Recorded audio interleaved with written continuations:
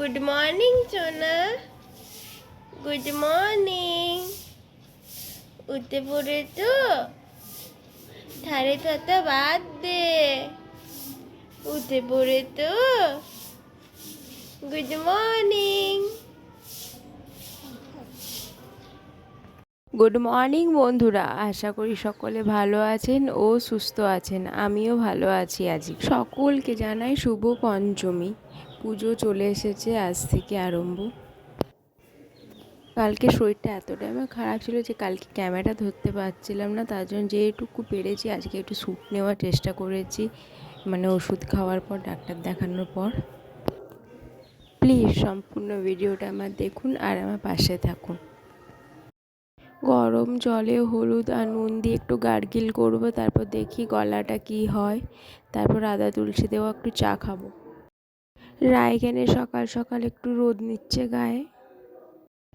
আমি জলখাবার খেয়ে স্নানের জন্য রেডি হচ্ছি।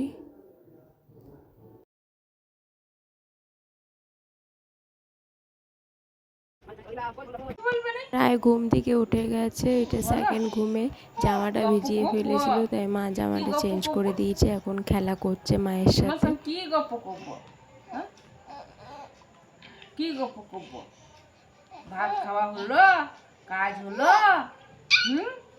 পড়াশোনা হলো, হ্যাঁ, লুচি খাওয়া হলো, হ্যাঁ, দুধু খাওয়া হলো, হ্যাঁ, কি গপ্প করব বলো? গপ্প করতে তো চান হলো, তেল মাখু মাখু হয়েছে।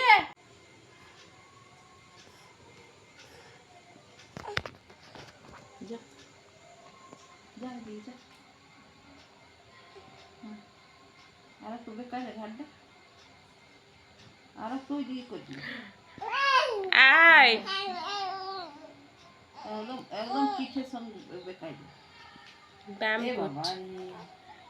তুমি বললে সত্যি করে দিল, তো ব্যায়াম করছে।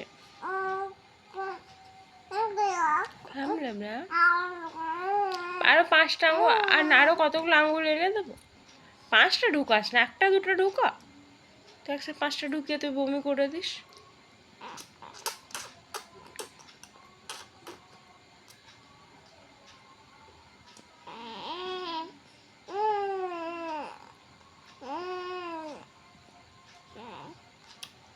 আমার ঘনাই ঘনাই আমার কই।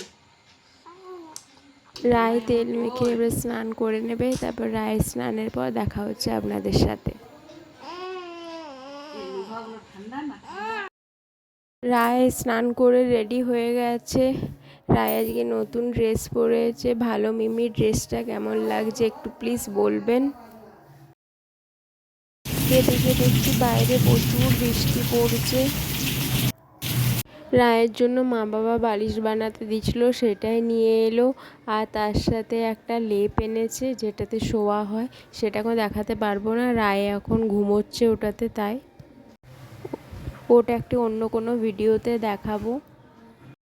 আমিও খাবার খেয়ে ওষুধ খেয়ে বেরিয়ে পড়েছি। আজকে ভেবেছিলাম কোনো ফেস আমার দেখাবো না, কেন কি ভালো লাগছিল ক্যামেরা দিয়ে তাকাতে পারছিলাম না, কিন্তু দেখালাম।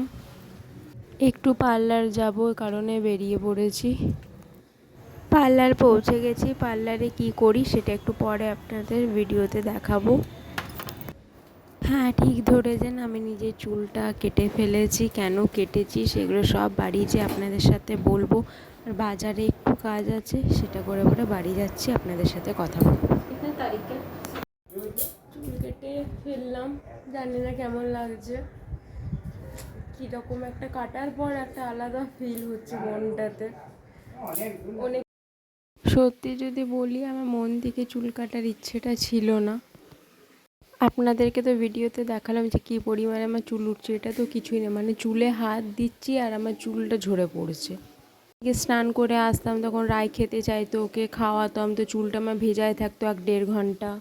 তারপর শুকোতে চাইছে না। সত্যি বলতে গেলে আমি এতটা নিজে যত্ন নিতে পারতাম না যে ভালো করে চুল ছাড়াবই করবো, বা আমার একটা বিরক্তও চলে এসেছিলো মনের মধ্যে।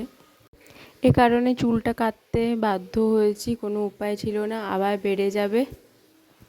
আজকে ভিডিওটা আমি কোনো শ্যুট নিতে পারিনি, যা তা করে শ্যুট নিয়েছি। মানে ওষুধ খেয়ে যেটুকু করা যায় সেটুকু করেছি। মার্জনা করবেন, ক্ষমা চেয়ে নিচ্ছি তার জন্য। বাজার থেকে একটা দুটো জিনিস এনেছি খুব জরুরি, সেগুলো পরের ভিডিওতে দেখাবো। তাহলে ভালো থাকবেন, সুস্থ থাকবেন, দেখা হচ্ছে আর একটা ভিডিওতে। টাটা।